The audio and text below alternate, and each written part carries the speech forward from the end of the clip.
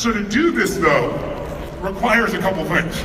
First, if we learn the way we traditionally learn, this is going to be a waste of time. How many of you have been in a university environment, or seminar environment, any kind of an educational environment, where you went someplace, you learned something you truly thought was incredibly valuable, no one was selling you. You thought to yourself, this is good stuff. This could change my life, change my business. And you were excited. And then you went home. And you were excited. And then you got phone calls and texts and Slacks and emails and Facebook and social media and your kids or your family or your job or your work. And you got distracted and you lost momentum and you didn't follow through. Who has learned something you thought was valuable in an environment and did not follow through? Raise your hand and say, I.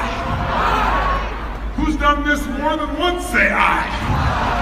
Who still feels intelligent? Say, I. Oh, you have high self-esteem, clearly. I used to do the same thing, and so I want to solve it before we even begin. The reason that most of us have such difficulty following through is not because we're not smart, it's not because we don't care. Look, you can't even get a day in your life. You gave your money, but you get money back. You can't get the day back, which is why I'm here to deliver, and I hope you're here to deliver. But the point is, if we're going to get to the level that we really want to get to in our life, we got to break a pattern. And here's the pattern that's happening right now as I speak. You're all being pure, loving Canadians right now. You're being nice to me, you're listening, you're being very earnest. Some of you even laughed at stupid jokes, please continue that process. But you're being very kind, but you're sitting in a passive state. And this is what all of us were taught. Because how many of us in this room went to a 20th century school? Raise your hand. Yes, almost everybody. In a 20th century school, what's the first thing you learn when you're 5 years old? The bell rings and what are you supposed to do? Report to your position. And when you get there, what are you supposed to do? Sit down and start doing things? Sit down, talk to your neighbor? No, what are you taught? The bell rings, you go to your position, you sit down and you shut up. Don't talk to your neighbor. Now, if you're in business today and you don't talk to your neighbor, you're out of business. Who's with me on this? Say, I. On the other side, if you wait for someone to tell you what to do, you're out of business. It's just it's a different world. And yet this is what you were taught. Why? Because it was preparing you for a 20th century job. You report to your position on an assembly line. You don't talk, that screws up efficiency, right? You don't initiate, you only do what we tell you. That world is over, yet we're still learning the same way. So right now, you're being very kind and wonderful. Some of you are smiling, enjoying yourself as we just get started, but the state you're in is passive. So when you're in a passive state, even if you're enjoying yourself, what you're learning is linked to being passive. So when you think of it later on, you're like, that's really good. That's really valuable. I should do that. Damn, he has big teeth. It's amazing. Whatever you're thinking, even if you're having a good time thinking it, it's passive. So what have you learned? It's really important. I really should do that. So later on, your nervous system will go, I should really do that. So what we're going to do different, if you're willing to, is we're going to burst the energy out of this room. What we're going to do is do different than we started. You're all kind, standing, and confused. But what we're going to do is work together to produce energy.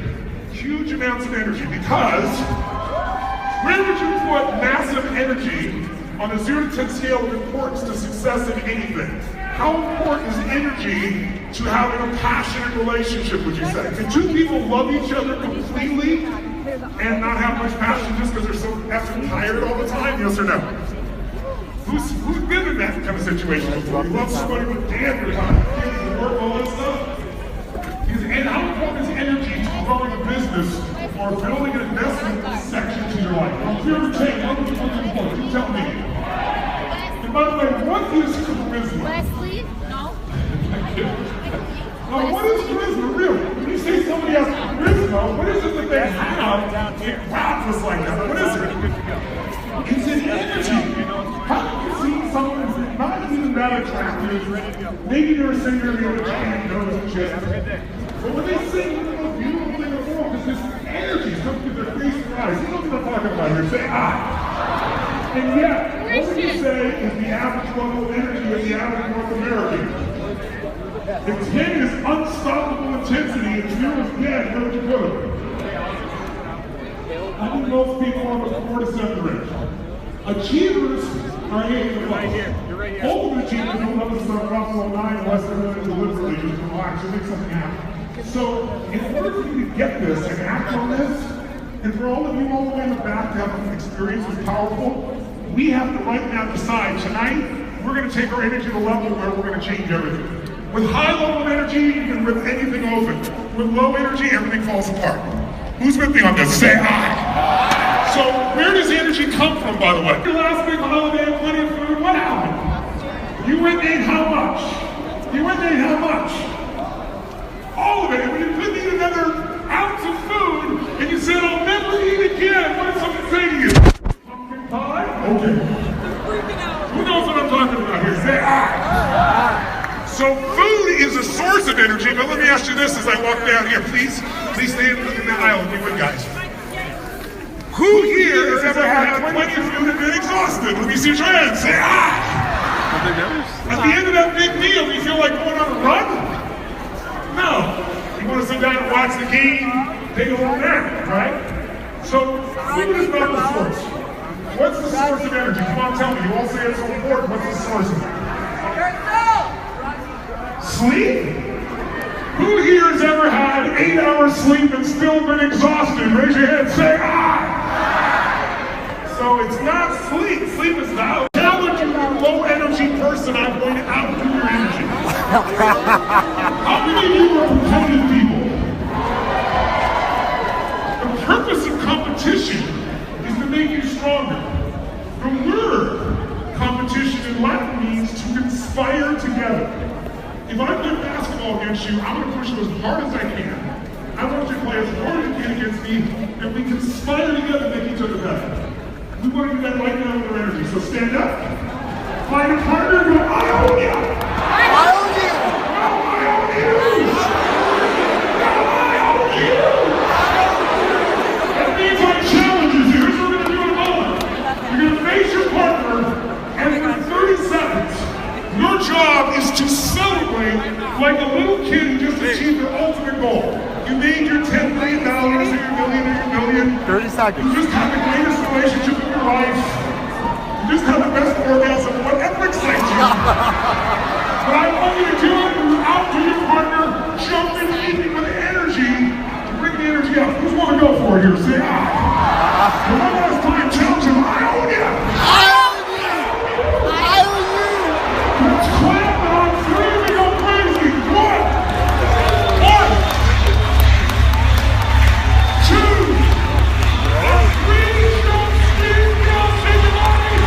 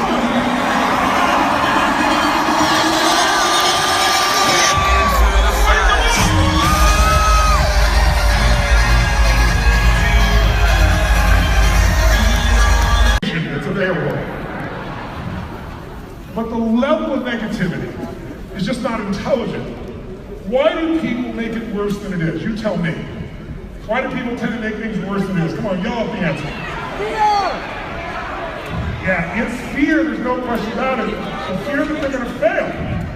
The fear of being rejected. We all have it, it's part of being human. Because we're afraid if we fail, then maybe we're worthless. If we're worthless, we're not lovable, and love is the oxygen of life. So for the majority of us, we tend to make it worse than it is. You wouldn't come to a room like this if that was your way of dealing with things, but you're going to leave this room and go back out to people who always see it worse than it is. So unless you know how to influence them, unless you know how to work with them with integrity, how to change them, you're going to have a difficult time. But more importantly, who do you got to influence first before you can influence them? Yourself to be able to follow through. So all this wonderful material today all comes down to how do we get ourselves to follow through. And that's what I want to show you here. But to do that, the very first step, as simplistic as it is remembering that this level of energy that changes everything is available to you 24/7, even if you haven't slept, even if you're exhausted, even if you've had no food, because what drives it is psychology. It's not chronology, it's psychology. See, I can remember vividly turning 39, and I went overseas on this long tour, and I did, I think, 110 seminars in like 130 days, something of that nature. And what happened was, as you might guess, I was burnt into the ground with a schedule like that, because it wasn't a talk like this of 3 or 4 hours. My short ones, as I told you, really are 50 hours in a weekend, and people can vote with their feet, and no one leaves. Oprah came and she said to me, Tony, I love you. You're one of my favorite people, but I will never sit anywhere for more than 2.5 hours. And she said, so don't be insulted when I leave. And I said, well, you're welcome to leave, but you won't. And she goes, Tony, I'm going to leave. I said, you're welcome to, but you won't. You mark my words. 12 hours later, she's standing on a chair in front of her own camera going, this is one of the greatest experiences of my life. So when you meet people to meet, time disappears. Do you ever notice how a minute can feel like an eternity when you're miserable with what's happening? And hours can go by like minutes when you love what's going on? But what controls that is this thing right here. We're the only creatures on the planet that can make ourselves unbelievably sad, or angry, or excited, or in love just by thinking a different thought. And we can change those thoughts how fast? How fast, my friends? How fast? If we wake up, if we don't let our conditioning take us over, then we'll find that we can change these things literally in minutes that we may have thought would take months or years. So our focus here today is going to be twofold. I want to show you how you'll achieve more and give you some of the best tools I got in a really compressed format. I don't do 50-hour seminars because I like to talk. I do it because the way you build a muscle is you lift weights. And you lift heavy weights and you push beyond what you're comfortable with. If you just do tonight what's comfortable, you won't grow. So if you feel like this is a little weird, I don't know about this, do it. Because successful people do what the failures won't. And if you will go full tilt, if you will push yourself full tilt, you'll discover there's a strength in you that's greater than you even know now, and I know you know how strong you are, you would come from a place like this. Does that make sense, yes or no? So let's start with the most fundamental of these elements, which is, we talked a little about energy. Let me tell you how this started for me. It started for me 40 years ago when I started to get obsessed with one question. The question was, what really makes people do what they do? Why is it there are people that you can give them everything? Tons of love, they have 2 beautiful parents, both parents love them, great family, great friends, great economic background, great education, total love, and they spend their life going in and out of rehab. And then there are people that life has punched in the face, kicked in the groin. We all know people whose life has gone through a level of injustice that even your worst injustice you've experienced probably pales by comparison. And yet those people often become some of the strongest people in our society, the ones that inspire us, the ones that change the world. So the question I was obsessed with in the earliest stages, what makes the difference in the quality of a person's life? Why do certain people get results, others don't? And I was obsessed with it. And then later I became obsessed with how come these people that achieve so much are so unhappy? There are so few people that are truly happy every day. And I uncovered the why and the how, which I want to show you today so you can change it, because money won't change it. Money will only magnify what you are. If you go out and make a bunch of money and you're mean, you'll have more to be mean with. If you make a bunch of money and you're giving, you'll have more to give with. It does not change people. It magnifies their current character. We can all change or improve of our character, obviously, as well. So for me, it began with that obsession, and in the beginning, I thought, I grew up in a very poor community, in a very poor family. I had 4 different fathers. When I got to my 4th father, I said, Mom, I'm confused. I said, how many of these am I gonna have? And there seemed to be a common problem since you're the only person in these relationships. It's not a good thing to say when you're sending to your mother, right? And I was not a popular kid in school. I loved people, but I was not cool or hip. I didn't smoke, I didn't drink. I had parents that abused drugs, so I never used them, so I was not in that crowd. And the most popular kid in school was the most mean son of a bitch ever. He was so mean to me. I was like, how the hell is this kid popular? And all this made me obsessed to find answers. So I took a speed course as I had no role models, and I said, leaders are readers, the answers are in books. People take decades of their life and they condense it down to the best of what they learn. I'm gonna read a book a day. A book on personal development, a book on history, biography, psychology, physiology, anything that's gonna change the quality of life for people. And I didn't do that. But I read 700 books in 7 years, and in those 7 years I absorbed so much. And very quickly it became obvious to me that the story that I had, that my upbringing was the problem, was bullshit. That my upbringing would either be a problem or a gift depending upon how we use it. Who's with me on this? Say I. And so the bottom line is, I began to read these stories and realize some of the greatest human beings that ever walked the planet had some of the most brutal childhoods, some of the most brutal midlife areas of their life. And so it changed me. I looked at things differently. I remember, what would you say if I asked you, what would be the future for a child who's born to a mother who's only 13? Guys, everybody here has and what if the mother, the father is not there, he's left, never to be seen, Thank you guys. And you have a child raising a child. What's the future for that child? What would you project?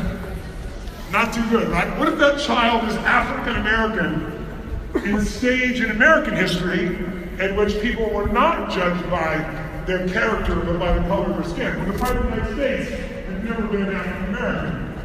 Growing up in that era, now what's your future? I'll add a third little detail. She gets sexually abused 4 times before she's 13 by family and friends. And then the worst part. She copies unconsciously her own mother, and at 13 years old, the exact script, gets pregnant. Worse, the baby is stillborn. What would that do to a healthy adult, much less a 13-year-old child, having a stillborn child? She went crazy, and they put her in an institution. But they got her out within a couple of days because there just weren't enough beds, and a man came and claimed to be her father, who she'd never met before. And who am I talking about? You know who I'm talking about now, don't you? Who are we talking about? This is Oprah Winfrey's story. And what changed her life was one man who came in and raised the standard of what she expected of her and loved her in the process. But all that pain made her want to give. I fed last year, I'm really proud to tell you, 100 million people through my partnership with Feed America. Thank you. Thank you. I appreciate the applause, but I'm not telling you for that reason, but thank you. I'm telling you because I just want you to get that my family was fed when I was 11, and we had no food on Thanksgiving, so it made it more emotional. And it wasn't the food that changed me, it was the fact that strangers cared. So at 11, I said, I'm going to do this for others. When I was 17, I've had 2 families and 4, and then 1 million, and then 2 million, 10 million. And now I'm going to feed 1 billion people in the next 7.5 years. I've had 250 billion, quarter of a billion so far. But the reason I tell you this, thank you for the pause, the reason I'm telling you this is because I want you to get, do you really think I'd be doing this at this stage in my life with all my time, energy, money, and effort if I had a perfect childhood where I was totally loved and food was there and there was nothing to worry about? No way in a million years I'd live on the beach. So your worst day could be your best day if you find the higher meaning and its higher purpose. Who's had experiences in your past that you hated? They were so horrible, you never want to go through it again, you never want anybody you care about to go through it. But looking back on it now, 1 year, 5 years, 10 years later, you know the higher purpose of why it happened. You see it made you stronger, it made you wiser, it made you care more. Who can relate to this in some way? Say, ah! The goal we want today is to master action and meaning. Meaning is what's controlling your life. Is this the end right now? No. Or is this the beginning? Which one? Beginning. Whichever one you pick, it's going to affect your life because it'll be true for you. If you think this is the beginning of a relationship, will you do the same things if you think it's the end of a relationship? Yes or no? Yes or no? Hell no. In the beginning of a relationship, you're totally in love. What will you do for somebody when you're totally in love with them? What will you do? Anything. Come on, guys, what will you do? Anything. Try this. Make the sound of head over heels in love. Think that sound out loud. Wow, it's been a while for some of you, it looks like. Huh? Let's try that again. Make the sound of not only head over heels in love, but in lust and joy and excitement. Go, make the sound. That didn't last very long. It was a little better. But see, when you're really in love with somebody, you literally will do anything, won't you? If the person says to you, you're totally in love with them, would you take out the trash? What do you say? Take out the trash, of course. What else can I do for you? How many did this in the beginning? Say, ah! What was your focus? Lighting them up. It wasn't, what am I getting? It's like, how can I light them up? What can I give? Right? And that changes everything. So in my looking to see what makes that difference in people, I started seeing patterns, and the first thing that I got to see was that the pain, if it's used properly, can give you more gifts than the joy ever will. When people succeed, they tend to party. When they fail, they tend to ponder. And out of pondering, you'll see a lot more changes than out of celebrating. So I love being able to celebrate. But if it doesn't work, we've got to be able to ponder and pull the solution for ourselves as well. So bottom line is, within a short period of time, I transformed my thinking to the truth, which is biography is not destiny. Your biography is fuel if you use it properly. It can be fuel to make your life miserable, or it can fuel to drive you. But you have to discipline your disappointment. Who here has had plenty of disappointments in your life here? Say, I. Me too. So what we got to do is got to discipline. We got to break out of those. In order to do that, we got to play life at a different level. Now, to make that happen, let's just dig in right away. What is it most people don't want to talk about? Failure. So let's talk about it. Because in order to succeed, you got to master and break through this thing called failure. Is there anyone who's ever succeeded on a large scale, on a global, on a worldwide, a country level scale, who has not failed massively many times? Yes or no? No way. So we got to deal with it. So who here in this room, and please, I'm going to ask, stay seated so I can wander out and see some of you and I'll come back. If you stand up, I'll have to stay up here, and I really want to connect with all of you if I can. How many of you in this room, everybody from the front to the back, tell me how many of you have ever failed to achieve an important goal or desire you have? Who's ever had this failure here? Raise your hand, say ah! Now if you don't raise your hand, you're lying on other shit too, don't you? Now the reason I ask this question is, if you and I can understand what causes us to fail, then we can make ourselves succeed even in some of the toughest situations. So I'll give you an example. Years ago, I was invited to speak at TED before they had a website, before they knew what it was. How many of you know what TED is? I see all of you at this point here, right? And TED Talks, I didn't know, were 18 minutes long. My shortest talk is 50 hours. So I show up, and the first thing the guy says to me is, oh, you're that motivator guy. I've never been a motivator. I hate that term. And motivation's good. It's like a warm bath. You should probably have a bath every day, but it's not enough without strategy. I'm a strategist. So he says to me, oh, you're that motivator guy. He goes, listen, do me a favor. None of this jumping shit stuff I hear you do. No, just give the talk and don't move people. Well, I move people for a reason. When you sit and you're still, you become passive. Then you don't do anything even when you learn. How many follow? Say aye. Oh, say aye. Good. You want to get in the habit of going from 0 to 60 with your energy really, really fast. Say aye. Awesome. Great job. So he says to me, remember that jumping shit. So I get up there and think, how am I going to get these guys' attention? It's this little room in those days, probably 500 people, dark, you can barely see anybody in this little auditorium. And so I said to the audience, first time I ever did it, I thought, oh, here's how I'll get them. Who here has ever failed? I asked them that question, I just asked you. Yeah. And nobody raised their hand. Now the room is filled with Steve Jobs, the founders of Google, some of the biggest investment people in Northern California. So I looked out to them and I said, I know you're out there, I can hear you breathing. I said, I'm gonna ask the question again, I'd like some honesty. I said, who here has ever failed at a major goal? Now I got most of them raise their hand. So I said, if you failed, tell me why you failed. And instead of me telling you what they said, you tell me. Raise your hand and tell me if you failed to achieve a goal, why did you fail? Tell me now. Why? I quit too soon. I what? I doubted myself. Doubt, quitting. I had so much fear, I didn't even get started. Someone else. Not enough money, okay? Not enough capital. Someone else. Not the right technology. Okay, good. Someone else. Didn't know the right people. What else? Come on, what else? This man said I had the wrong people. Sir, I talked to your people and they said we have the wrong owner. And in the middle of the darkness, when I was asking these questions, I heard a voice. And I looked in the darkness and the voice said, I didn't have enough Supreme Court justices. And I looked down and it was Vice President Al Gore in the front row. And everybody started cheering because this is Northern California, Democratic stronghold.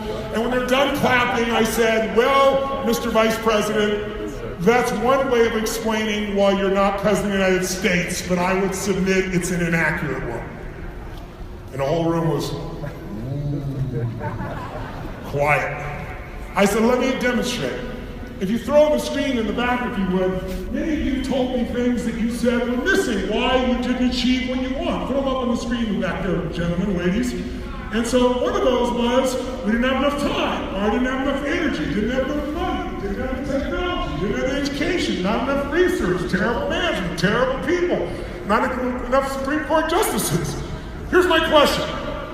What do all of these items have in common? These reasons why you failed, what do they all have in common?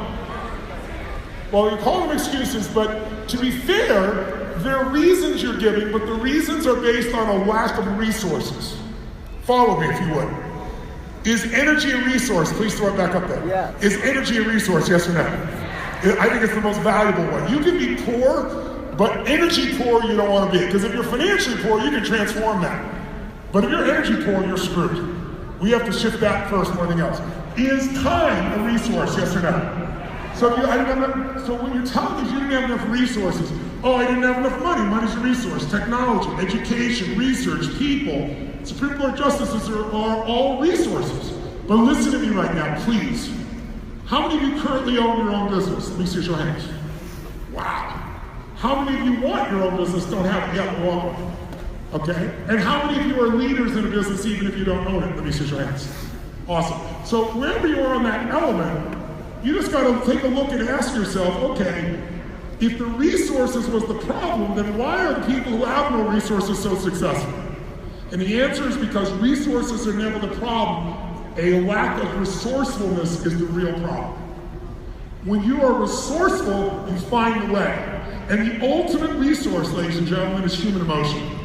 The one thing that we kind of set aside, we don't quite know how to manage it very well, but emotion is what creates wars. True or false? Yes, true. Emotions are what end wars. Emotions makes you fall in love. Emotions makes you make love. Emotions make you have children. Emotions will get you married or divorced. Emotions unmanaged will make you miserable. Emotions effectively directed can make you do things you never thought were possible, and more importantly, enjoy life more than you ever thought possible. So emotions, so what are the resources? How about creativity?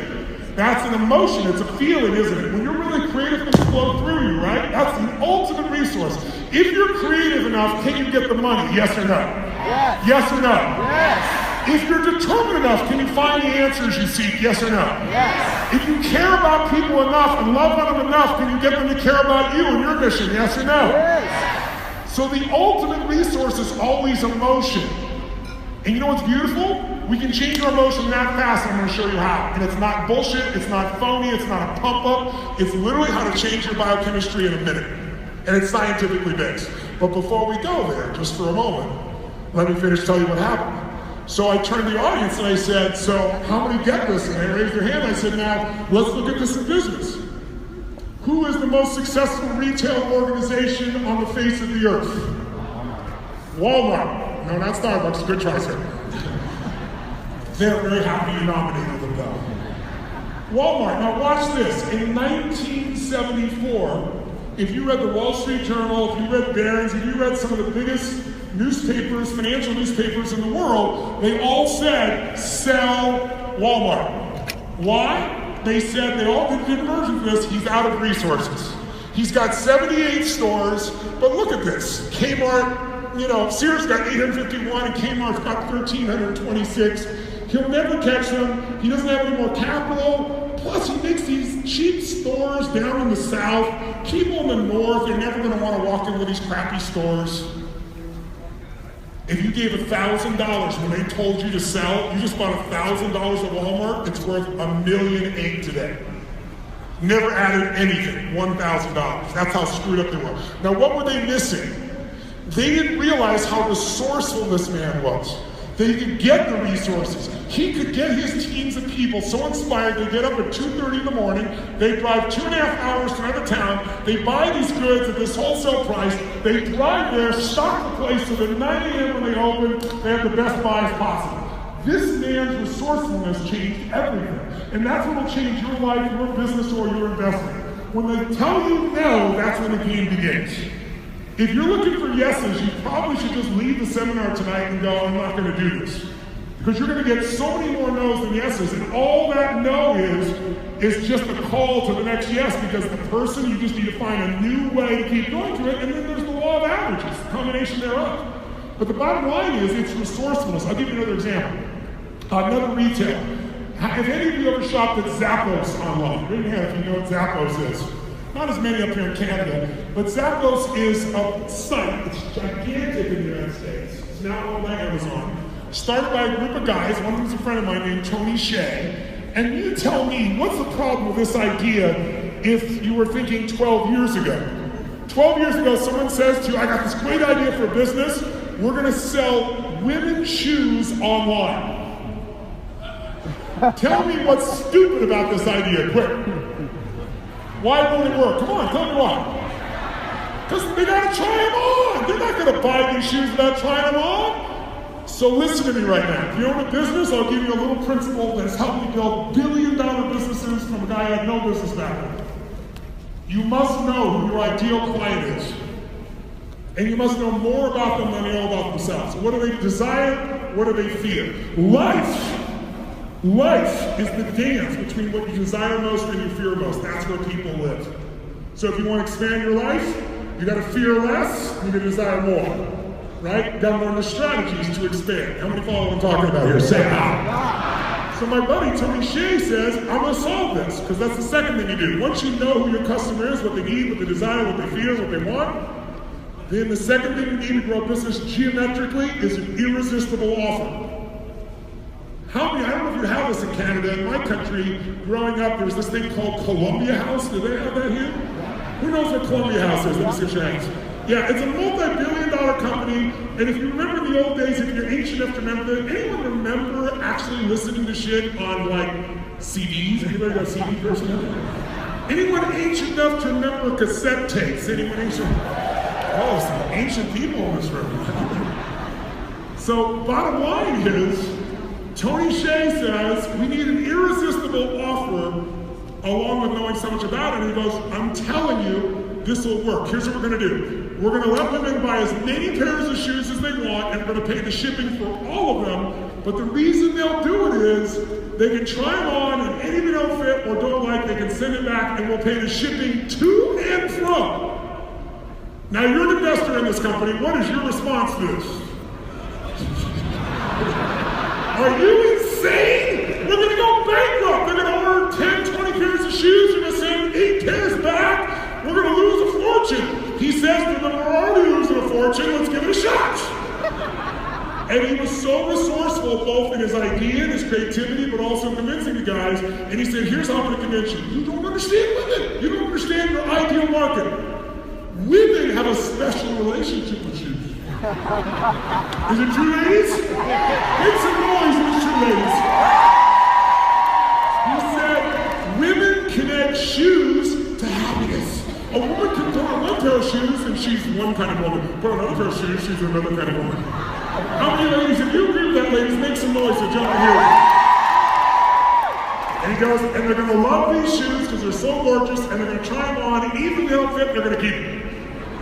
What do they said, you're crazy, you're not gonna go. Yes, they will. They'll convince themselves. I'll lose weight. I'll fit in this shoe later. Ladies, if you've done this or considered this, raise your hand and make some noise. So by being resourceful, are you following me now? Instead of focusing on what you don't have, because we all have lots of things that we need that we don't have, you focus on what's the emotional state that will, in that state, nothing will stop me. I will make the way, I will find the way, I will create the way. Who's ever been in a state of mind when you're that determined before and you got in the flow? Say, ah! What we want to do is live that daily. Because life is so much more enjoyable from that place. But you can't do that when you practice being like this all the time. Let me follow what I'm talking about. Oh, yeah. So in your chair, create some energy right now.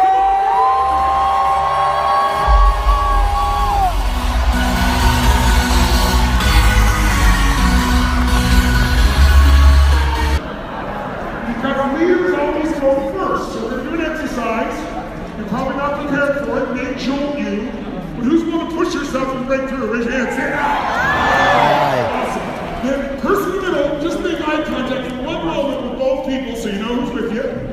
And then here's what you're gonna do. I want you to turn to your partners and tell them your greatest sexual fantasy. All right. I'm just kidding, I'm just kidding. I'm just kidding. How do you feel an immediate energy change in your body when I answer? See, you don't have to do anything to change people's energy. All you got to do is threaten. Actually, person in the middle, you're about to have 4 hands massage you to wake you up like you're a professional athlete. Tell them if you like it hard or soft, point to where you want it. 30-second massage, 2 people massage 1.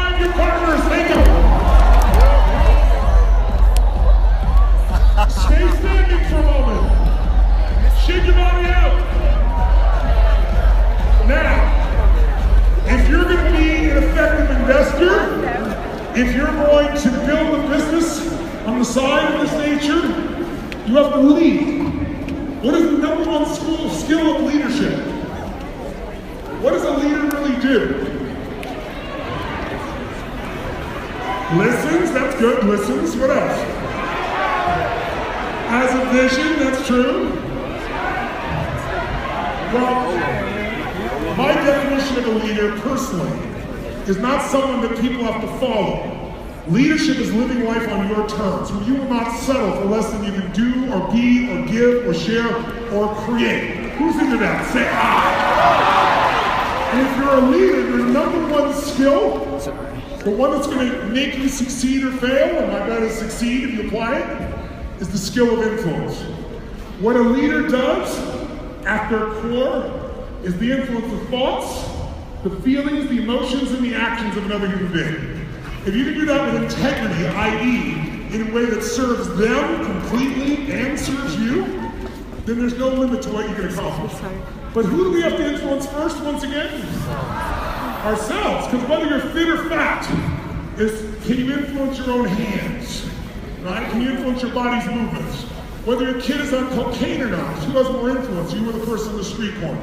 And whether you have a relationship you want or not, comes down to your ability to penetrate, connect with some of the deepest level, break through their fears. That's influence. How many follow? Say I. So I believe it's the most important skill. And so to influence other people, listen to me now, to influence another human being, you have to know what already influences them. Most of us are good at influencing people who are like whom? Come on guys, like whom? Ourselves. But the truth is, the people that aren't like us, we have to influence, or you're not a leader. You're just somebody who can influence people like you. Everybody can do that. So to take that to another level, I want you to get two quick understandings real fast. There are two things that influence everyone every moment they're alive. If you understand how these are happening right now, you'll know what you do to serve someone, including yourself. The first thing that influences you more than anything else on earth is the mental and emotional state you're in this moment. Each moment, you go through different mental emotional states. Sometimes you get stuck in a state for a long period of time, a few hours, a few days, some people years, sometimes a whole life. But you have to uncover what is it that controls and drives you. And the emotional state is it. So for example, if you're really pissed off and angry, can you be loving and kind? Yes or no? Yes, you can, but will you be? Question. Can mean people be nice? If you get them in a nice state. Can nice people be mean? And get them in a mean state. What you and I need to do is take control of our states. And so I'm going to tell you up front, the fastest way to do that is not through the mind. The mind will distract you. How many thought something and you can rationalize anything or go in circles in your head? Who's done this before? Over and over again. Say I. The body is the breakthrough. Now I've taught how to use your body to change your states for 40 years to presidents of countries, to the greatest athletes, musicians in the world. It works like clockwork because it's science. But 3 years ago, Harvard did a study that proved what I was saying was true after 40 years. And here's what they found. If you only even do a position, they call it position power. If you stand like this, go ahead and try it. Your feet, both your hands on your waist like you're Superman, like you're Wonder Woman, whatever your metaphor is. And your shoulders are back and your head's up and you're breathing full. If you just do this for 2 minutes, and this is not what I recommend, this is nothing because you're being still. Just 2 minutes of standing like this, they proved scientifically that within 2 minutes, you will find your testosterone increases by 20%. That doesn't matter if you're a man or a woman. Your stress hormone, which is called cortisol, drops by 25%. And because you have that much more strength and that much less stress, you're 33% more likely to take a risky action, which is the kind of thing you need to do in business or to build your life or build a relationship. This alone will do it. I'm going to show you when you add the dynamic of movement, which includes the voice, changes the game completely. In fact, try something like that. Just, how many of you when you were a kid used to like to make weird noises for no good reason until people told you to shut the hell up? Who used to do this? Try something right now. Make some crazy sound. Make a crazy sound. Make a sound of excitement. Make another one. One more. Does it feel good? Yes or no? The reason it feels good, listen to me now, is emotion. Remember, the ultimate resource is emotion. Emotion is created by motion. The way you move determines the way you feel. That includes your face. We have 80 different muscles in our face alone For most people, this is the largest area of unemployment in the country. They just don't use it. Or they're like mad all the time. How does your face fires neurotransmitters in your brain that'll make you happy or make you pissed off or make you excited? This changes your biochemistry if you direct it. If you don't direct it, you'll go to the habitual place it's been. If you're stressed all the time. If you're excited all the time. Whatever it is, what do you drive? How many followers? Say ah. So I'm going to show you real fast by being like, do a little exercise. Like, you got to be a little kid to do this. If you're an adult, you're like, why would I do this shit? I'm standing here forever. But when you're a kid, you're like, I'll give it a shot. Because when you're a kid, you want to try anything. No matter when you're a kid, how fast do you learn as a kid? Because you're not afraid of failure. I wonder what this rock will taste like. Shit, no, I don't want that. You learn by doing. That's what we're going to do here. Who's up for it here? Say ah. But here's what we're going to do. A real simple exercise to start with. In a few minutes, I'm going to ask you to go up and introduce yourself to several people you've never met before. But I want you to do it in a very specific way. I want you the first time to approach people as if talking to them was a total and complete waste of your time. Come on, look something like this. You, sir. Come here. Come here. What's your name? What? Yasha is your name? Get it on here. Get it. Get my hand. It's Yasha, ladies and gentlemen.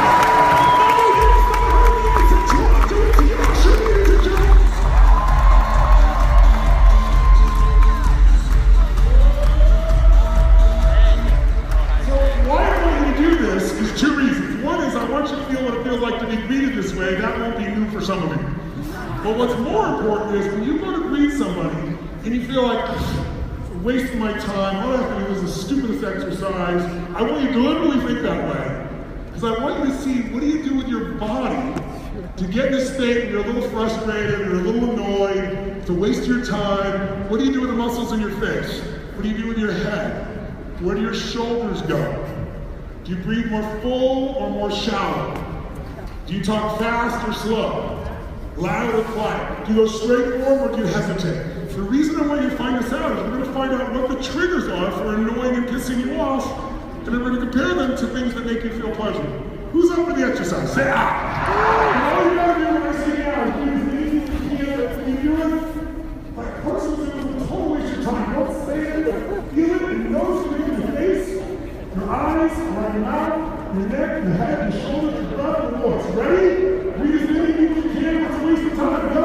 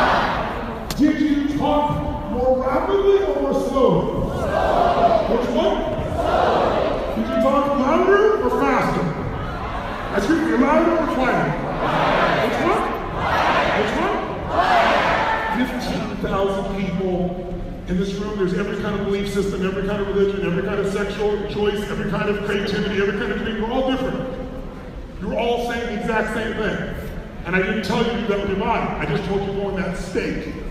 So what did you just learn? No matter where you come from, no matter what your belief system, no matter what your gender, our Creator has given us the same gift, the nervous system. If you use it one way, you're going to be pissed off.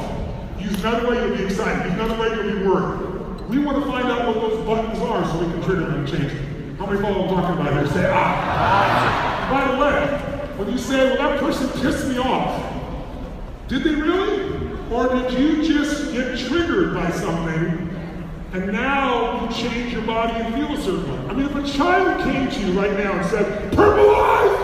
You have ugly purple eyes! What would you do? Think you should have that kid?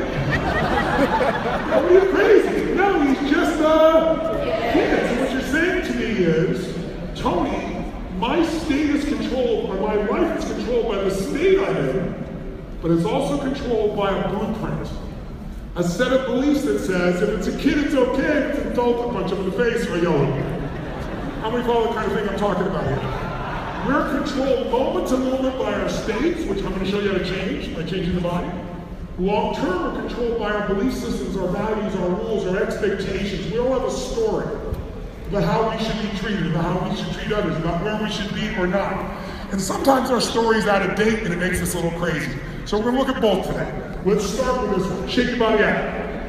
I want to discover something about your blueprint, which I can do right now real fast, and also about your state. So I want you to all take your hands out like this, and when I say now, bring them together like this. When I say now. Okay, I like you entrepreneurs anticipating. Ready? Go! Ready? Go! Ready? Go! Ready? Go! Now, keep your hands together. 40 years of research in 100 countries I've done this with. In those 40 years, I've learned something very interesting. No matter how many times you pull your hands apart and bring them back together, they'll always have the same thumb on top. Notice which one it is. If I'm not mentioning it, you wouldn't even notice. And then let's just do it again and see. Just do it again after you. Ready, go. Ready, go. Ready, switch thumbs, go. Let that look in your face. Let's try to get back to the old way. Wait on with you. Ready, go. Ready, go. Ready, switch thumbs, go. Look on your face. Now, try to go back to normal. Ready, go. Ready, go. Look at you smiling. I'm good at this shit. I can do this. Now, I want you to notice, if switching thumbs was difficult for you, imagine you changing your freaking life. This is how unconscious we are. We do things without knowing. Now, let me give you insight to your blueprint. I found this out here going to 100 countries. If your left thumb is going on top, put them together. Ready, go. Your normal way. If your left thumb is on top of your right thumb, then the driving force in your psychology is the desire for sex, and you're an incredible lover. Where are you people? Raise your hand to know who you are.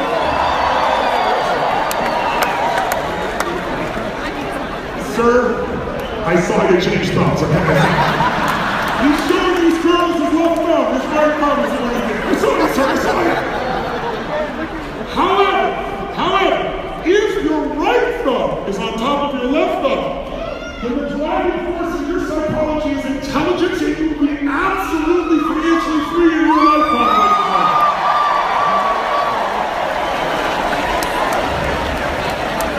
Look at this poor bastard, he's having a thumb fight. Do I want the sex and the money, the sex and the money? If your thumbs did not cross, if your thumbs were parallel, they never crossed, it means you think you're sexy, smart, and rich, but you're none of the three, and I'm so sorry you never told me. So now, I just want to make sure you're awake, shake your body out, all right? And then now here's what we're going to do this time. This time, I want you to greet people as if you were deathly afraid they were going to reject you. Now I know all of you here are never stopped by rejection, but who here has ever failed to do something that you wanted because you're afraid that you would not get the response you wanted? You're afraid you'd be rejected, you're afraid you fail. Who's done this before? Raise your hand and say, ah! We've all done it, right? So here's what, in order to make this work, I want you to uncover what you do to make yourself fearful, because if you know what it is, you can change it that fast. How many follow? Say, ah! So in order to do it, you gotta really go into it. In fact, you need to exaggerate it a little bit to see what you do at a more subtle level, because we're also culturally conditioned that we don't really allow ourselves to feel those feelings fully, like when you're a kid. And so it's harder to find the authentic feeling. It's kind of like How many of you consider yourself to be an achiever? That's kind of part of your identity as an overachiever. Raise your hand if you're one of those. Say, ah! So if you're an overachiever, you don't get fearful. Achievers don't get fearful. They just get stressed. Stress is the achiever word for fear. If I follow your stress, it'll take me to your deepest fear. I'm stressed. What? I gotta do this thing. I gotta accomplish it. What if you don't? But I got to. What if you don't? Well, then it'll fall apart. What if it falls apart? Then it'll fail. What if it fails? Then it'll all be a failure. Now we got to your deepest fear. And if I'm a failure, the real fear inside is you won't be loved. And again, love is the oxygen of life. So let's face it, and let's do it aggressively. So like playfully, like exaggerate. So if I know something like this, you might go,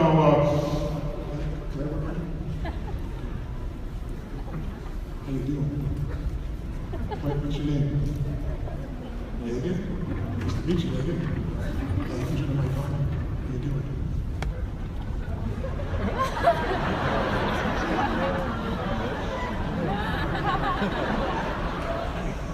Give Megan a hand, ladies and gentlemen. Give her a hand. For God's sake.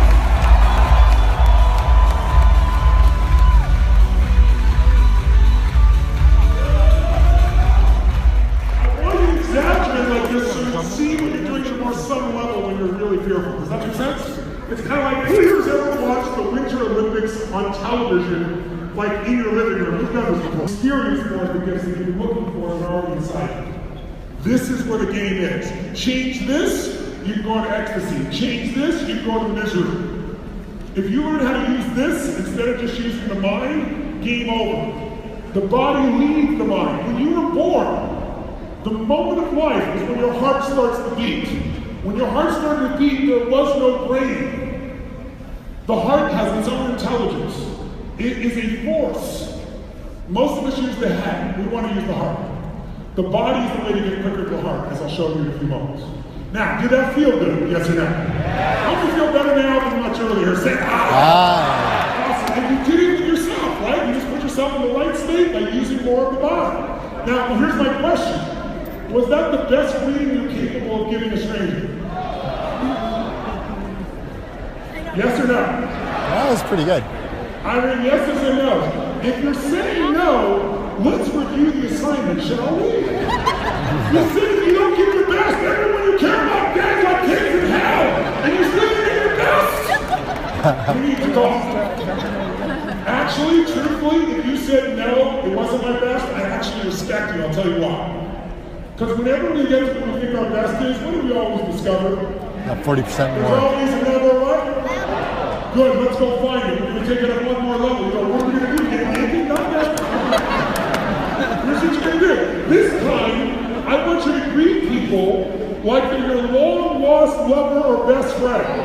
Like, oh my God, there she is. Oh my God, I can't believe she's here. Oh my God, it's so great to see you. Oh my goodness.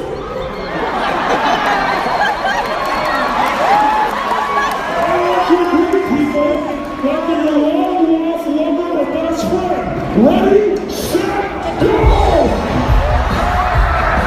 Go, dude, man, it's this rubber!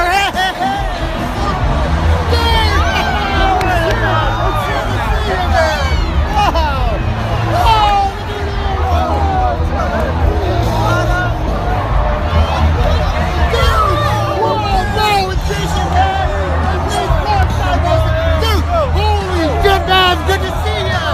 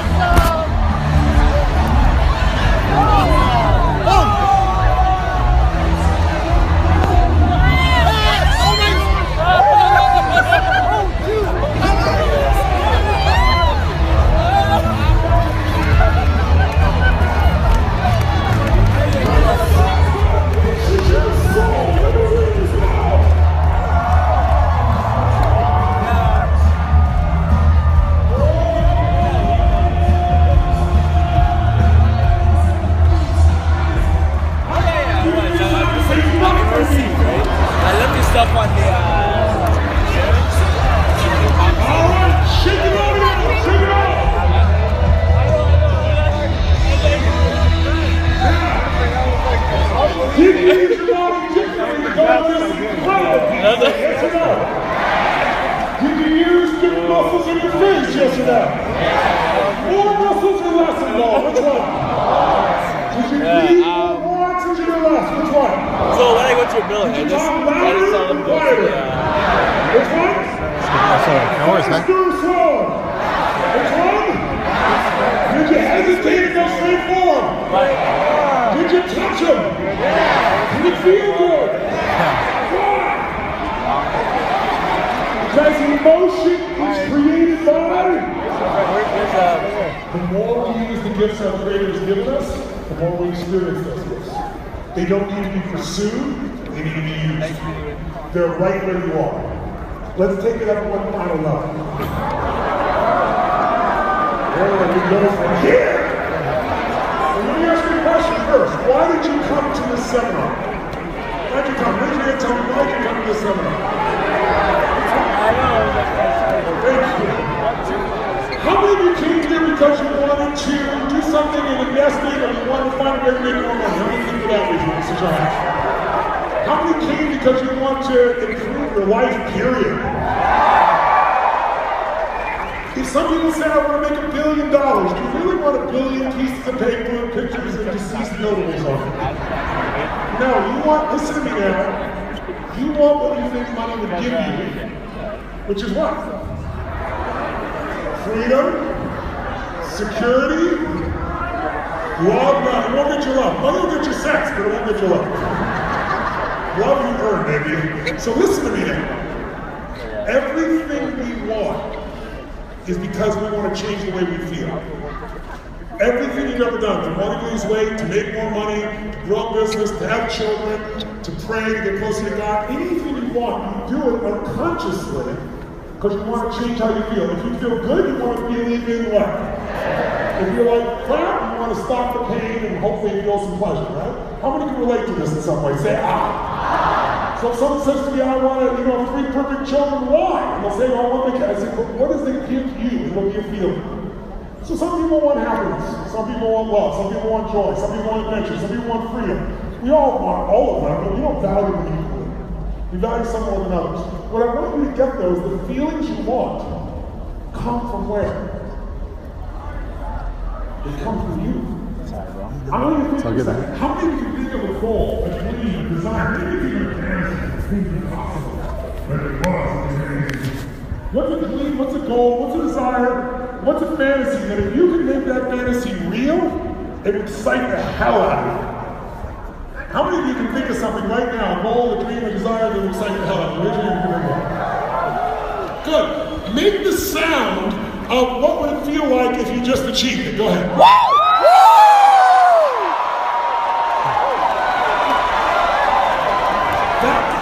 That was awesome energy, but it had no duration, did you notice? So if your brain goes, okay, I'm going to achieve this thing, it's going to be so great, and it lasts that short, your brain's going to go, it ain't worth all the shit I got to go through, so I'll just go along with this shit, and we're not doing this. You're going to have to generate such unbelievable passion and desire that it's so much larger than the obstacles you're fearing that it pulls you through. This whole bullshit about motivation, I don't even believe in motivation. I believe what you want to find is what's your driving force that's already inside you. There's something inside you that will get you up early and keep you up late. There's something inside you that will excite the hell out of you. But you're not going to find it in a passive state. So here's what we're going to do. I submit to you that if you want to make more money, you want a great relationship, who's ever said, I want a relationship, and then you got it and said, I don't want a relationship. So you didn't want the relationship, you wanted the emotions, the feelings you thought it was going to give you, and it didn't give it to you, you want out. So we want to get the emotions, but here's what's crazy. When you achieve that ultimate goal you just thought of, who's going to make you feel good? Who's going to make you feel good? Tell me. Who's going to generate that feeling inside you of victory, of joy, of excitement, of ecstasy?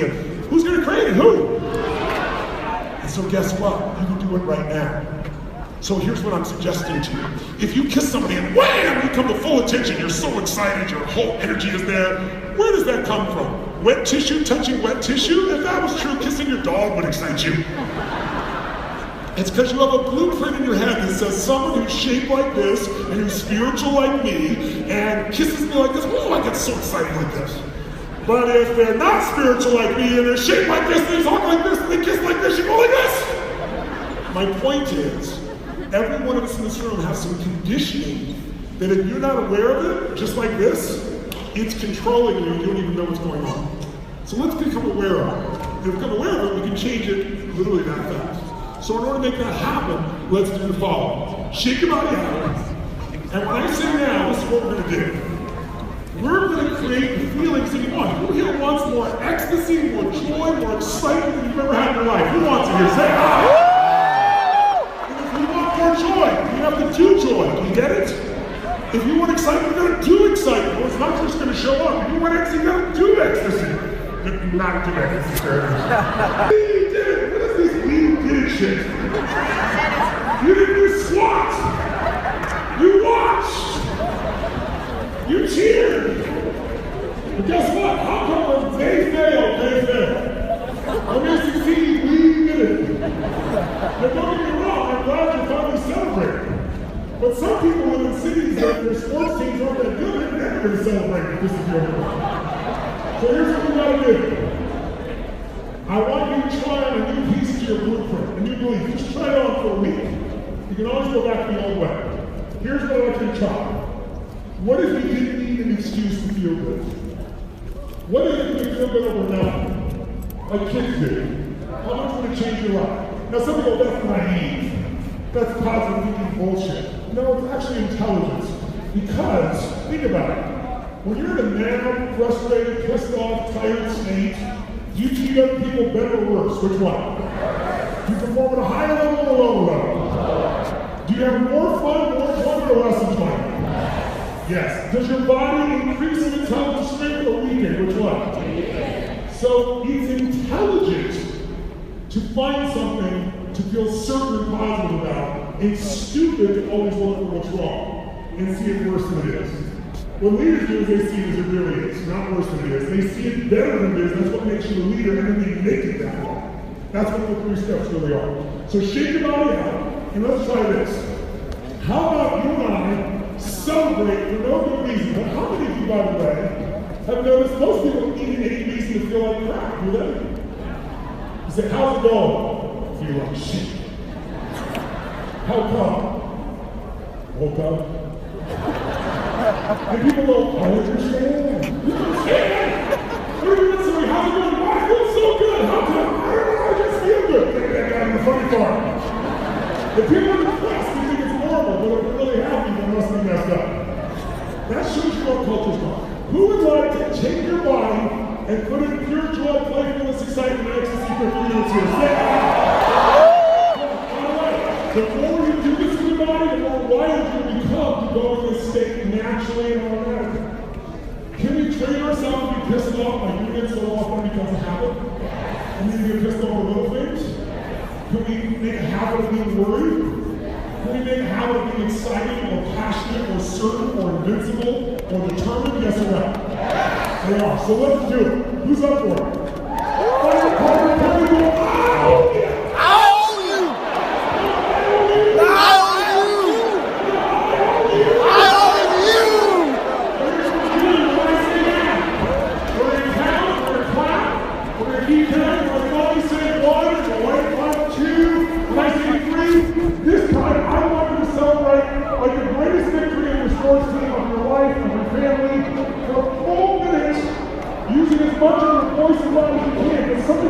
Oh my God, it's too much.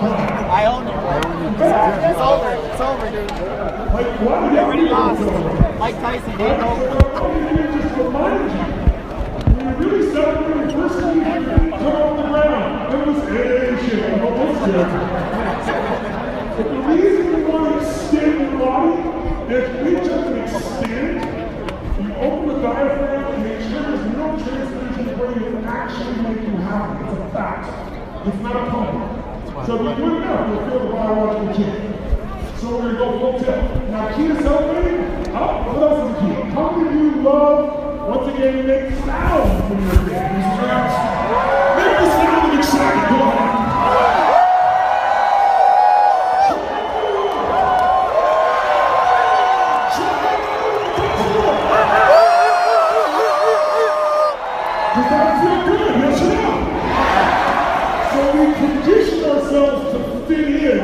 until we no longer have our personality just all fitting in. And we get used to it. So what I want you to play with that, how do you like to sing when no one's around? You're in the car, you're singing, you're rapping, you're singing, and you're white, and you're Toronto, I'm confused. And you're sitting there, you're singing, you're rapping, you're rocking, you're in the stoplight, you're still singing. You look over the car next to this person's staring at you like this. You pick your phone, act like you're talking to someone. Who knows what I'm talking about here? How would you like to sing even though you sound like that? Raise your head, bro. I don't sound like that. Because emotion is created by emotion. And when you are singing, you move parts of your body. When you are laughing, you move parts of your body. So if you don't use it, you lose it. Use more when you get more. So let's go for it. Our goal is to generate more energy and celebrate with a little kid and out to your partner. So based on my final time, I own you!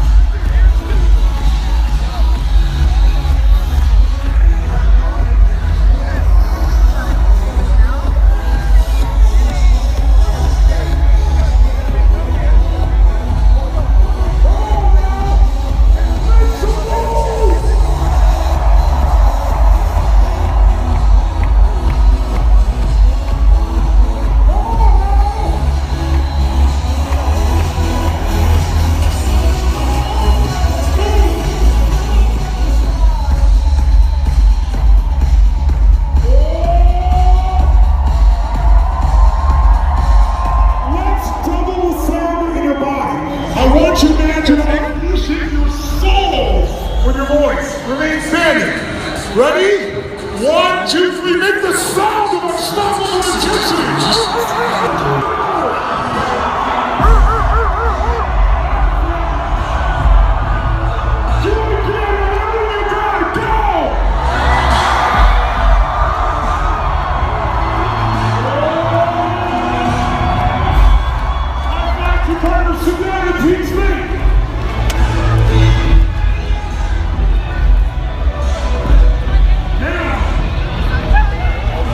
If we're going to get ourselves to take action, which is the fundamental that most people do not do, at the most basic level, people come up with stories, they come up with excuses, they come up with reasons.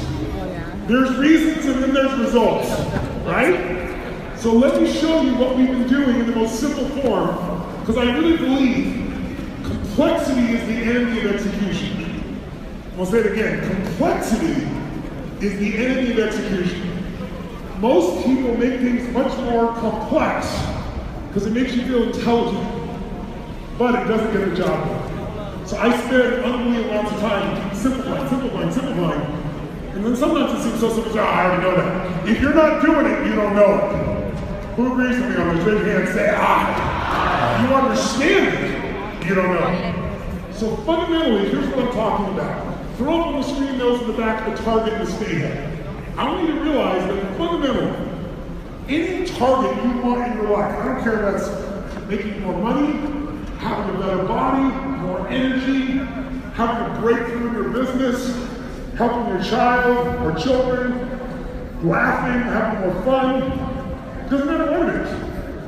Whatever result you want, it only comes because you took new action. We know that, right? If you want massive results, you gotta take massive what? Action. Actions. And that's actually material. But here's the problem, if I throw the action up here to get the result, what people can do, what people are capable of doing is incredibly inspiring and exciting. What people will actually do is usually disappointing. And it has nothing to do with their ability. It has to do with the state they're in when they think about what they're going to go after. So if you're trying to lose weight and you're frustrated, you're not going to lose weight.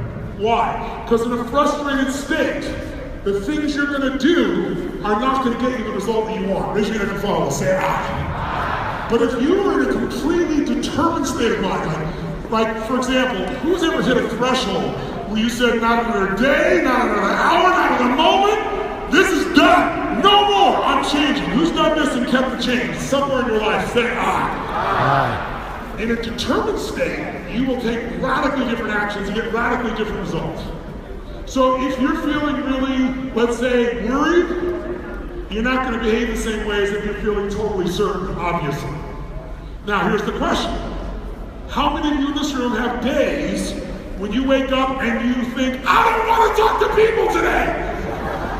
How many have days when you don't want to deal with people? Raise your hand and say, ah. But if you're in business of any sort, you're going to have to talk to people. If you don't change your state, do people still feel the truth even if you try to fake it? Yes or no? So what we need to be able to do is change our state authentically in a moment, have it be real, in a biochemical.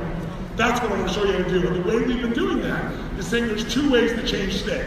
The first way is by a radical change in your physiology, which is what I've been doing with you for about the last 90 minutes. How many feel better now than you did hours ago here, even though it's later in the day? Say, ah! Why? Because we're creating the movement that alters your state, and I put you in the states that I want you to be in to learn more effectively. But what I'm going to do before we leave is turn it back over to you so you can do it every day and show you how simple it is. So a radical change in your physical body changes everything. Try this right now. In your chair, create total excitement in your body. Just do it out loud, make noise, make movement, whatever it takes. Total excitement. Go.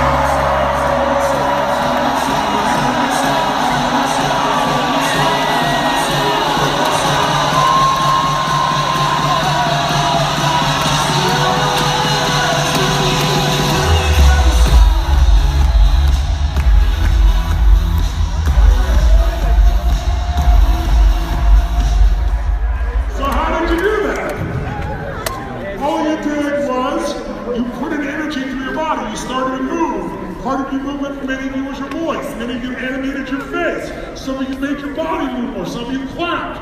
All of this emotion is created by this motion. The more motion, the more emotion. Raise your hand if you follow. Say ah. If I told you there's a depressed person behind curtain number 1 over here, and I give a $100,000 donation to your favorite charity if you could describe what the person looked like physically, without meeting them, I bet you could do it. What's their posture like if they're depressed? Slouched. Slumped. Where's their head? Up or down? Are they breathing full or shallow? Which one? Are they talking loud or quiet? Fast or slow? Are you catching on?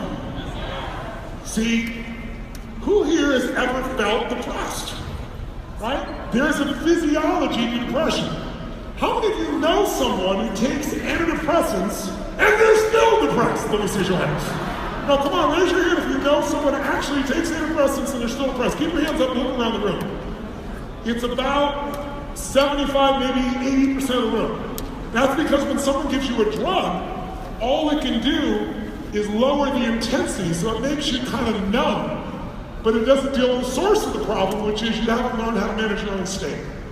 Now, the other way you can change your state, second way we've been doing, is by changing your focus. Whatever you focus on, you're going to feel, even if it's not true. If you're supposed to meet your husband or your boyfriend or your girlfriend or your wife or whoever for dinner at 7 o'clock, and you get to the restaurant at 7 o'clock, and they're not there, tell me, what are you feeling immediately? Make it out loud. Come on, tell me. Say it out loud.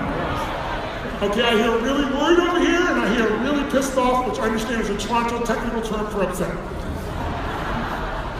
Really worried, really upset. third set. It's only 7, for God's sakes. So let's say it's 7:30. You've been there 30 minutes, they've not called, they've not texted, they've not shown up. Tell me what you're feeling now, nice and loud, everyone. What are you feeling? Really worried, really pissed off. Okay, listen up.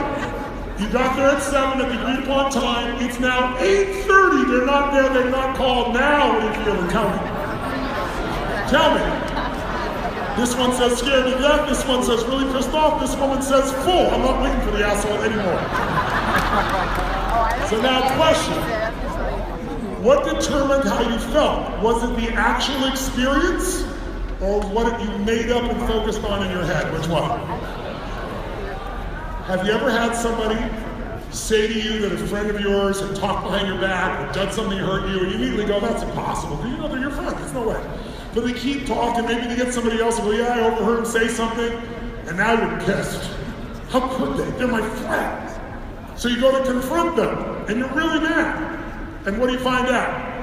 It's not, it didn't even happen, it's all bullshit. Who's ever had this happen? You felt like an idiot? Raise your hand here, say I. I tell you this because I want you to understand something. Whatever you focus on, you will feel as if it's real. So you have to choose what to focus on. Watch this, I'm going to give you 3 questions, real fast. They determine a great deal of how your brain functions. Question number 1, honest answer, this is just for you. We all have patterns. So the first pattern that we have is what do we focus on? Do you tend to focus more on what you have or what's missing? It's missing. Give me your first honest gut response, go. Raise your hand if you focus more on what's missing. Let me see your hands. Nice and high so I can see the percentage. In this room, it's about 90%. Raise your hand if you focus on what you have, not what's missing. That's only about 10 or 15%. We'll call it 80-20 to be really conservative, okay? 80% of you focus on what you don't have. If you're constantly focused on what you don't have, focusing for a moment on it so you can fix something, that's one thing. But if it's your primary focus, you're gonna find it won't matter how much money you make, and it won't matter how many people love you, because your pattern is to find what's missing.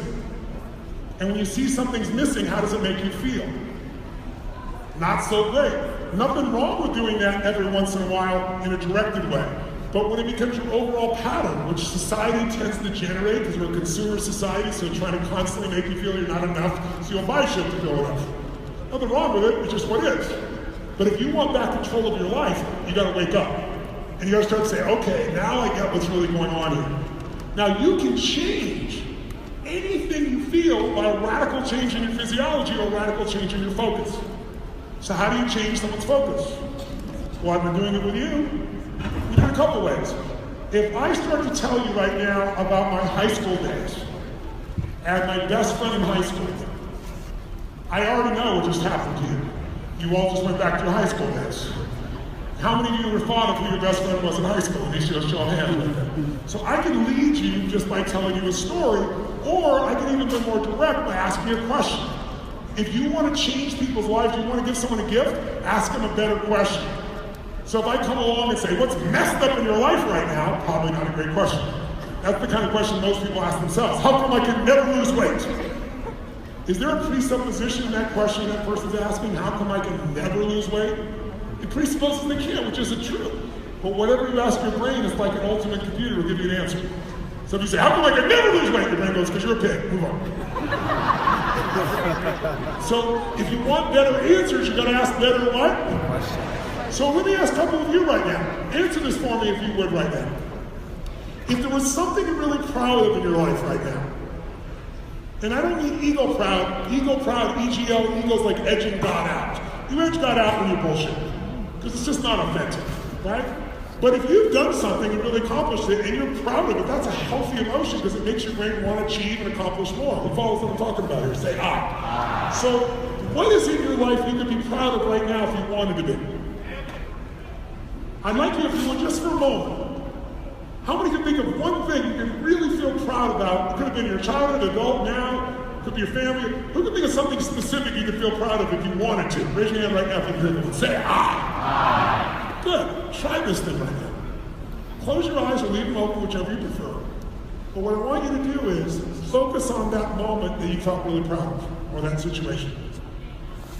Good. Focus on it right now. And then breathe the way you breathe when you feel really proud. What's the look on your face when you're really proud? Usually there's little smiles starting to peek out. You're trying to hide it sometimes. Don't hide it. Be authentically proud, like a little kid. When your little kid's proud, what do they look like when they come in? Try that at you right now. Think of that moment, close your eyes or leave them open, whichever works best for you, but step in that moment, and as you're there, really feel how proud you can feel if you let yourself right now. Put the look on your face like you're proud, breathe like you do when you're proud. What about that situation makes you feel proud? And how does it feel? Feel proud. It's a good feeling, isn't it? You deserve it. Most of us beat ourselves up so much that we're weakened when we want to deal with something difficult. We need to build up, not phony build up, real truth. That's what we need to do. Let's put the truth together. If you can feel this feeling of pride right now, raise your hand and say, I. I. Awesome. Let's switch to a different question. What's something in your life you could be really grateful for right now if you wanted to? Thank you. That's kind of you. Thank you. What's something you could really, really feel grateful for if you wanted to in your life right now? Focus on something. How many can think of something you could be really, truly grateful for if you focused on it? Awesome. By the way, why don't we focus more often on these things? We walk around focused on what we're missing instead of what we have. We walk around, how many of you do this? Do you tend to focus more on what you can control or what you can't control? Give me the honest answer. Even if you don't like it, give me the honest answer because we can fix it. Do you focus more on what you can control or what you can't? Quick. Raise your hand if you focus more on what you can control. Can. Raise your hand on the ones you can't control is more your focus. So if you focus in this room, slightly more people are focused on what they can't control. There's nothing wrong with that. But when it becomes your pattern, if we put the first two together, I'm always focusing on what's missing. That makes me feel empty, makes me unhappy, and I'm focused on what I can't control. That'll mess you up. Who knows what I'm talking about here?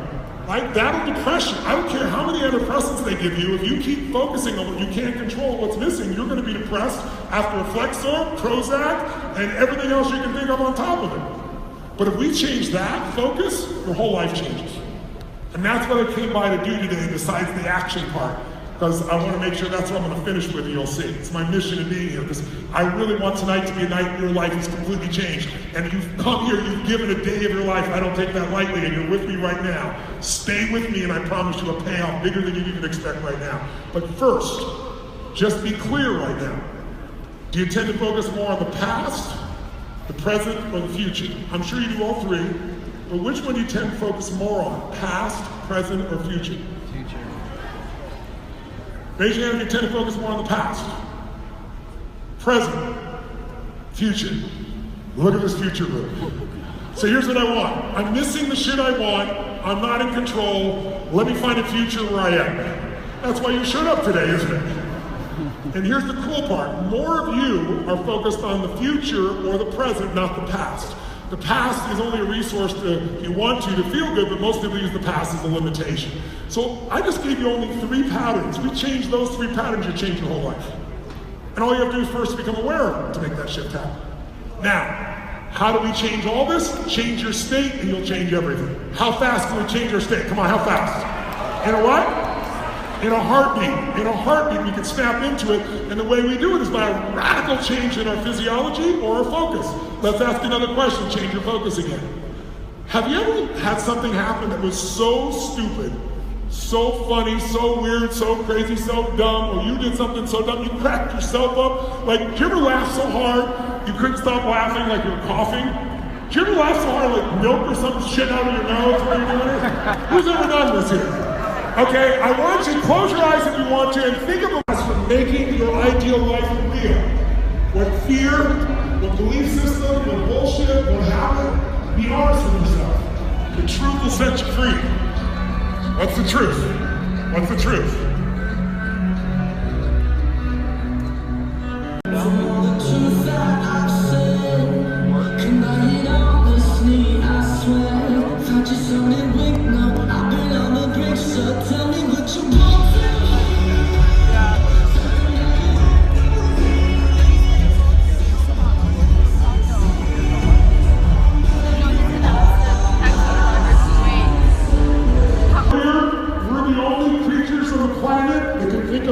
Make ourselves sad, think a different thought, make ourselves angry, think a different thought, make ourselves laugh. We have that power. I want to know, what are your top 2 or 3 most stressful thoughts that come up most often? Right? What are the habit patterns? What are the 2 or 3 most stressful thoughts that you most consistently experience in your life? Jot them down real fast and then we'll process them. Here we go.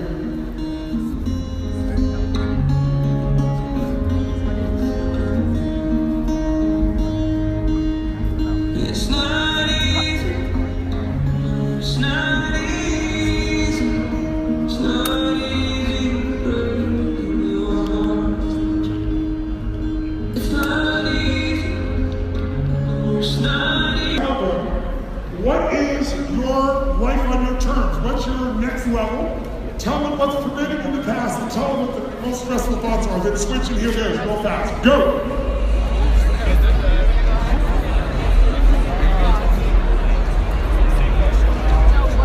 Hey, man. Hey, bro. What's up, man? You're back again. Yeah, I'm charging my phone. Oh, you're charging your phone? That's what you're... Yeah. Good. Yes, but I want you to know that you've gone full tilt all day. We're back to like the last 45 minutes. It's the most important part. But your energy is brought down to you. Processing, especially when you start thinking about problems. I want to make sure we end this thing when we're done at the peak. Who's with me on this here? Say, ah! How do you know the muscle? Work into like a comfortable one or maybe uncomfortable? Which one? So let's make sure we don't lose that energy. So shake your body out right now. Shake your body out. In fact, I want you to find a partner. I'm going to show you a fast interchange state. You have one partner. Rick, one partner decide who's A and who's B in your partnership. I'm A. Oh, are you? You have a partner. Okay. I said it first. Okay. First come, first serve, huh? Who's A and who's B? All right, B's in charge. We're going to break that down. Ah, shit. Here's what we're going to do real fast. Listen up. Because we want to get our energy back up. Person A, we're going to learn a little bit about how you influence. I'm going to ask you to turn to person B, and I'm going to ask you to attempt to influence them to do something. Buy your product. That's a hard thing to do. This is not her thought. This thought's been around for a million years. As long as there's been humans, we've had this thought. But if she makes it her thought, she'll never be able to get rid of it. Because it's deep. What she has to realize is that thought has always been here, always will. What's one of your most stressful thoughts that shows up on Robbins? Give me one. What's one of the most stressful thoughts at work? Too much here. So who's ever thought F or some other word? I don't think I can get this shit done and it's making me crazy. Who's had this same thought of fear? Look around the room. Virtually 100% of the room. He thinks this is his fault. It's not. Sir, tell me what's one of the most stressful thoughts that's ongoing in your life. I feel like I haven't accomplished what I wanted because I procrastinate a lot and I'm worried it won't change. How many of you are worried that you will not change enough to get your goals? Let me see your hands. Okay? He thinks this is his fault, so I'm not going to go any further. I could do this all day. Here's what I want you to get. You can think a thought and be stressed out. You can think a thought and be euphoric. The problem is, most of us have a part of our brain we're not paying attention to. And that part of our brain is our unconscious mind. That part of our brain is that part that's conditioned. See, you and I have a 2 billion-year-old brain, and it is not designed to make you happy. It's designed to make you survive. And why is that important? Because in order to survive, you have to always be surveying the landscape to see if there's anything that could hurt me. Because if I get too hurt, I get too damaged, I die. So what does this survival software that's 2 million years old do? It used to look for a saber-toothed tiger, but there isn't one anymore, so now it looks for what are people thinking of me as if that was life and death. Or do I have enough money? Which, listen to me, I know you all want more, especially being in a place like this, that's natural, but at the same time, you're not hurting even though you think you are. If you want to feel hurting, I can take you down to Haiti or Somalia or anywhere else, and you'll suddenly realize how rich you are. Right? It's all in your head. How many follow what I'm talking about here? Say ah. So look at it this way. There are two master skills in extraordinary life. Jot them down fast. Two master skills. If you want life on your terms, if you want the most extraordinary life you can dream of, the people that do it have mastered two skills. Skill number one is the science of achievement. Achievement is a science. There are rules, and you know what they are, and you apply the rules, and you sow the same seeds, you reap the same reward. I just spent 5 years interviewing 50 of the smartest financial people literally in the world. I'm talking about everybody from Carl Icahn and Ray Dalio, and you name it, Warren Buffett, the 50 most powerful on earth. I got a PhD in finance from the people that control the financial world. And I wrote another book that just came out, and I did that because a crash is coming. It's not a big deal. Crashes come about every 5 years, but one in the US is overdue. It's the second largest bull market in history, and I want to protect people. But I can only do that because I went out and realized there's rules to this game. I want to find the best people on earth that have mastered the game and find out what they're doing, instead of talking to some guy that wants to sell me a product who's a good human being, but has never mastered their own finances yet. So how would you go to a doctor with a staff and tell you to lose weight? Some people do. Some people go to a psychiatrist who's on medications for being depressed, and they wonder why they get more medications. I say go to someone who's succeeding and get the answer. So the science of achievement, there are rules, if you apply them in your work. Your body is based on that. Everyone in this room is biochemically unique, but there's certain common rules that we all know. If you violate them, you're going to have low energy or disease. Disease. That's what disease is. If you align with them, you have huge amounts of energy, kick ass and take names. How many follow what I'm talking about here? Say ah. So I don't want to talk more about achievement because of the limited time I have, but I want you to know no one has to teach you to do this. You can accelerate by learning from other people. They can show you strategies and shortcuts. That's what I've done for 40 years of my life. Find people the best, figure out what took them 20 years to figure out, teach it to somebody in an hour a day, and now they can convert a decade into a day. That's why I do 50-hour events, that's why I do total immersion to give you a sense. That's what it's about. But if you want to know how to achieve more, model yourself. Because it's real. Try it this way. Who in this room has something that is in your life today that once was a goal or a dream that seemed impossible? And that when you first thought of it, it truly looked impossible. It could have been a job, it could have been a business, it could have been a relationship, it could have been a lot of money, it could have been a car. Raise your hand if you have something in your life today that once was a dream and seemed impossible. Raise your hand and say, ah! If you already know how to achieve anything, I'll give you a quick, just a 2-minute shortcut. If I asked you what the first thing you did to try to achieve that extraordinary goal that seemed impossible in the beginning, what was the first thing? Tell me, yell out.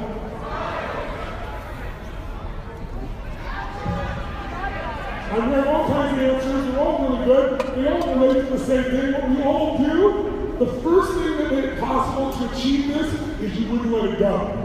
You got so focused on it, you got so obsessed with it, you thought about it constantly. Raise your hand if that was true for this situation in your life. Nice and humble. Keep it nice and high. Yell yes if it was true. Yes! We got about 15,000 people, about 95% are saying this is what works. Where focus goes, energy flows. So when we get something we can't let go of, and we've been thinking about it, and dreaming about it, focusing on it, it does something to our brain. There's a portion of your brain, it's kind of technical, but it's called the reticular activating system. You don't have to remember that. For short, it's known as the RAS. The RAS is the part of your brain that determines what you notice. I notice you noticing different things. And all of us are noticing different things at different times. But what you focus on, like we said earlier, you feel. So if you find something you obsessively focus on, energy goes into it, and now you've got drive. You need the second step. What's the second step? It's pretty simple. Once you have enough energy, you want it enough, you can't stop thinking about it, you take massive what?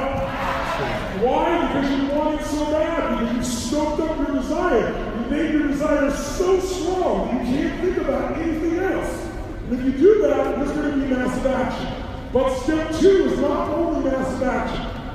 Some people think massive action doing the wrong thing over and over again. If you said to me, my goal is to see a sunset and then you told me your strategy is to start running east as fast as you can. I don't give a shit how much you believe. I don't care how committed you are. It's not going to work. It's the wrong strategy. Who's with me on this? Say ah. So step 2, once you're totally focused, once you're obsessed by something, you got to take massive action, but you got to keep changing your approach until you find what works. If you try something in your business, in your life, in your finances, in your body, in your relationship, and it doesn't work, what should you do? Try something what? Come on guys, try something what? And if that doesn't work, what should you do? If that doesn't work, what should you do? Come on, tell me. Try something else. If that doesn't work, what should you do? What if that doesn't work, what should you do? Listen to me. How long would you give your average child to learn how to walk? How long would your average child learn how to walk when you say, dude, you're just not a walker, stop trying? You go, when you're crazy, my kid's gonna keep trying until she gets there. That's why almost everybody walks. But watch this. Every one of you can sing. You all want to, but most don't. Because someone told you you're not a singer, and you believe it. So you stopped changing your approach.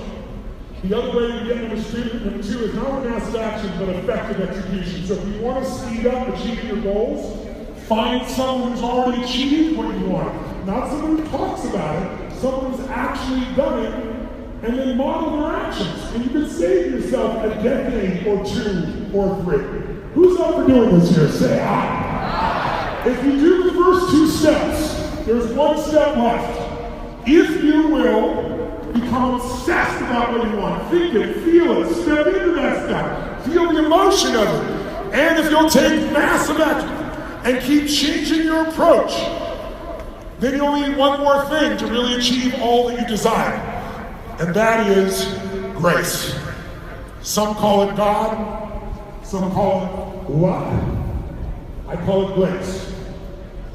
How many of you have had a moment in your life where you felt guided, like something happened for you, not to you? Who's had this experience before? Right? Here's what I can tell you about grace. The more you acknowledge grace in your life, the more grace you tend to experience. And it's amazing how much grace you get when you work your ass off with total focus, massive action, and effective execution. Grace tends to show up.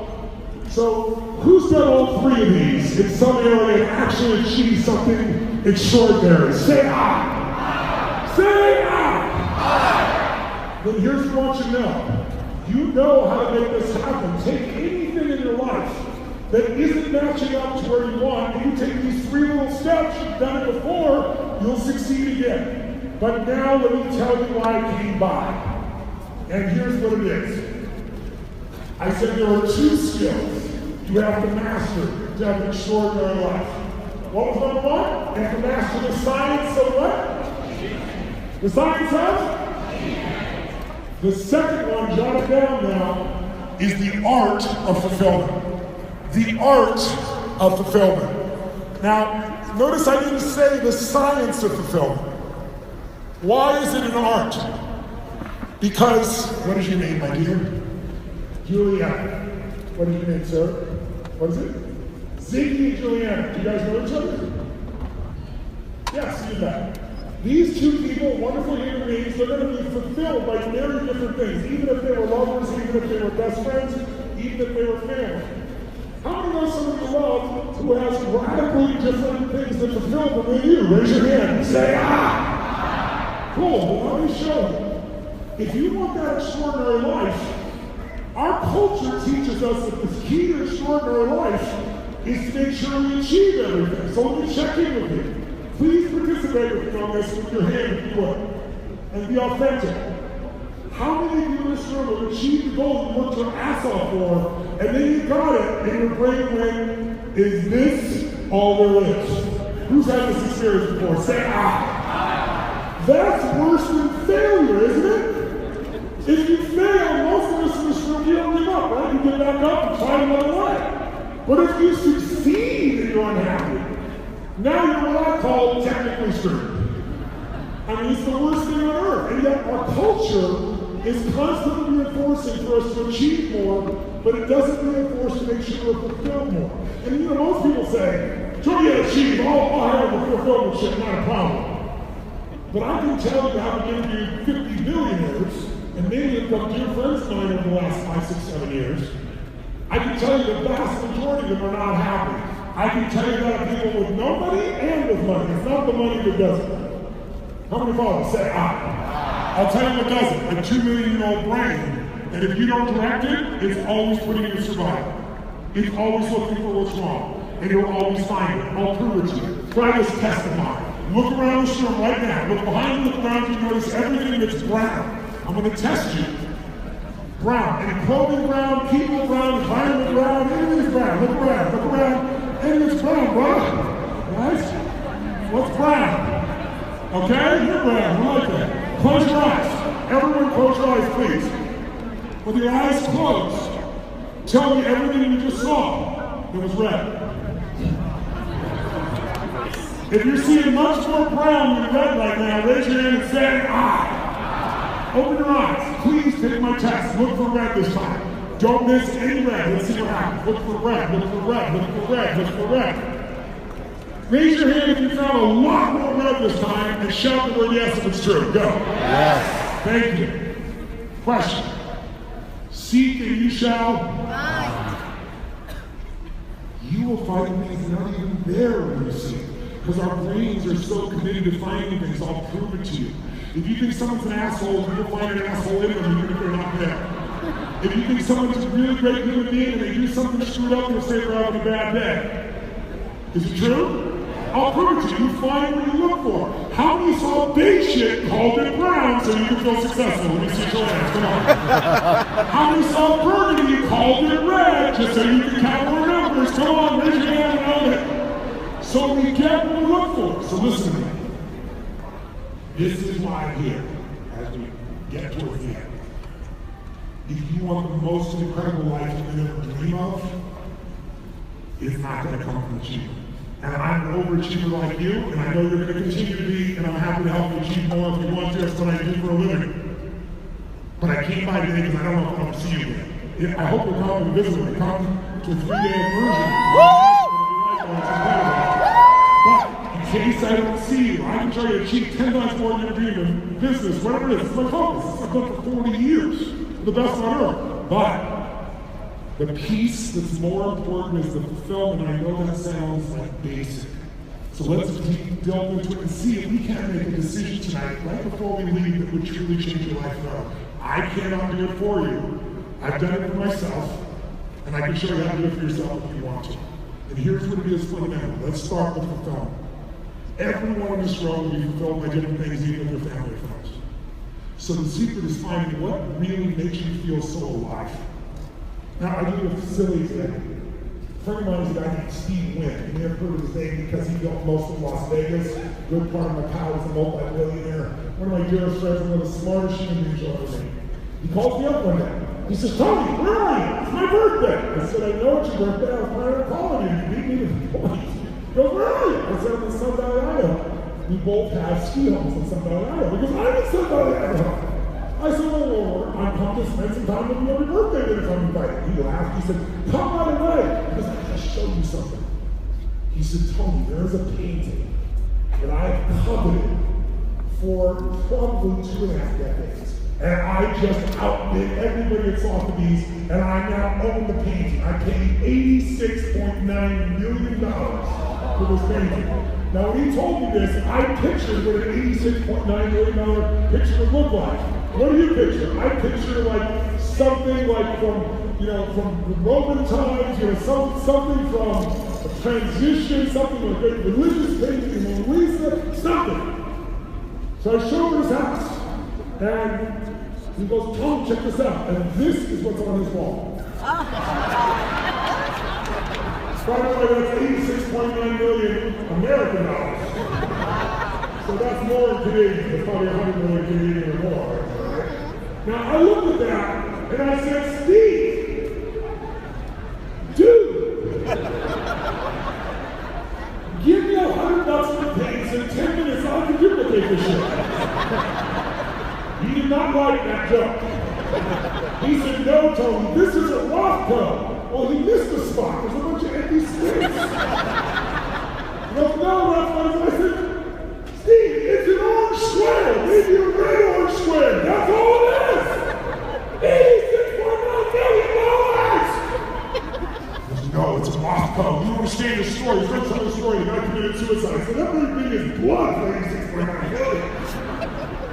But I tell you this not to make fun of him, but to show you that is his orgasm. He will sit and look at that and be orgasmic. I look at that and go, what the fuck? He's looking at But the reason I'm telling you this is you've got to know what your buttons are. He knows what his are. And he can afford to do it, so it's good for him. How wonderful.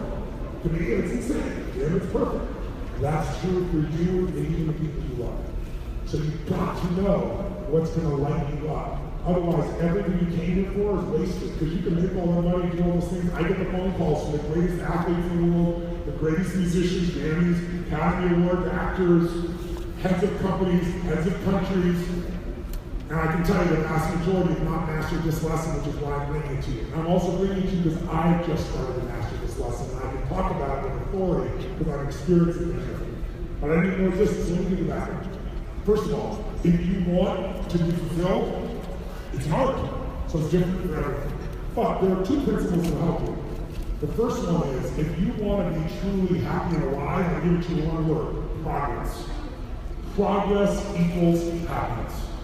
If you've not even achieved your goal, you're overweight, and you don't have the finances yet you want, your relationship's not what you want it to be, but you step up and you start to work out, or you step up and you face a challenge in your relationship, or you step up and you start dealing with your business, you start to lose a little weight, start to make a little money, start to get a little closer, and the level of energy and joy of living is off the charts because we're made for progress. Progress is everything.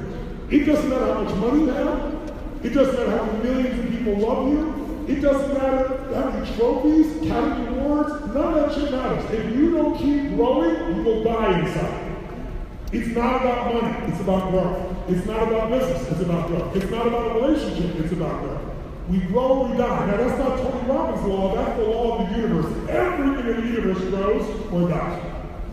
Now, I believe we grow for a deeper reason, so we have something to give.